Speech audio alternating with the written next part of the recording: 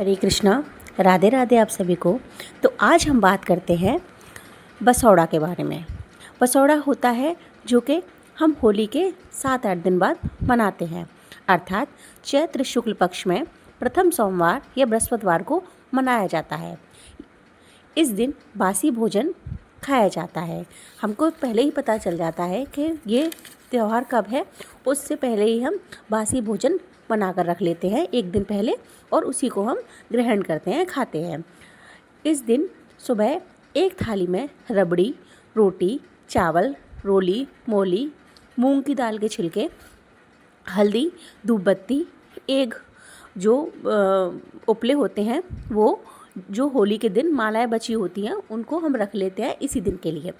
इस सामान को घर के सभी प्राणियों के हाथ लगवाकर शीतला माता पर भेज देना चाहिए, अर्थात शीतला माता पर चढ़ा देना चाहिए। रास्ते में शीतला माता के गीत गाते जावें। कई सारी औरतें इकट्ठी होकर शीतला माता के मंदिर जाती हैं और बीच बीच में गाने गाती जाती हैं। यदि किसी के यहाँ कुंडारा भरा जाता है तो वे एक बड़ा कुंडारा और 6 छोटे कुंडारे बाज़ार से मंगवा लें। प्रत्येक में अलग अलग रबड़ी, भात, रसगुल्ले, बाजरा, पिसी हुई हल्दी, इच्छा अनुसार पैसे रख लें। इन कुंडारों को रखकर पूजा करें, हल्दी का टीका लगावें, हल्दी से ही पूजन करें। फिर सब कुंडारों को बड़े कुंडारे में रख लें। इसके बाद एक फूल माला, जो कि गुलरी की माला होती है, गुलरी अर्थात जो कि हमने उपले से बनाई थी वही माला, सब कुंडारे और समस्त पूजा की सामग्री शीतला माता पर चढ़ा देवें। इसके बाद शीतला माता की कहानी सुनते हैं।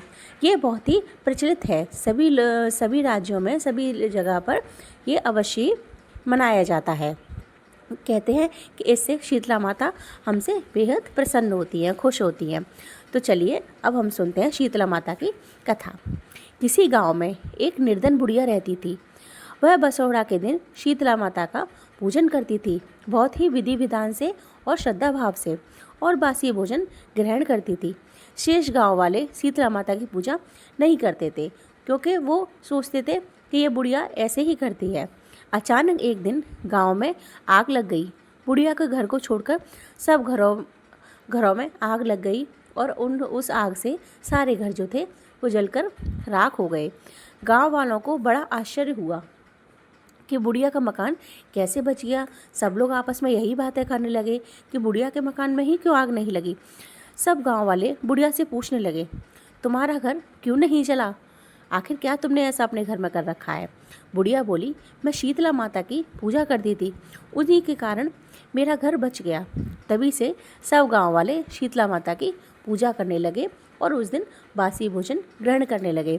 शीतला माता का प्रताप हम सब पर बना रहे तथा बुरी शक्तियों से, बुरी चीज़ों से हमारे घर को अवश्य बचाया जाए, तथा हम सब मिलकर शीतला माता की जय बोलेंगे और इस दिन अपने घर में यह पर्व ज़रूर मनाएंगे। राधे राधे आप सभी को। इसी तरीके की कहानियों के लिए मेरे चैनल को लाइक और सब्सक्राइब करिए। राधे राधे।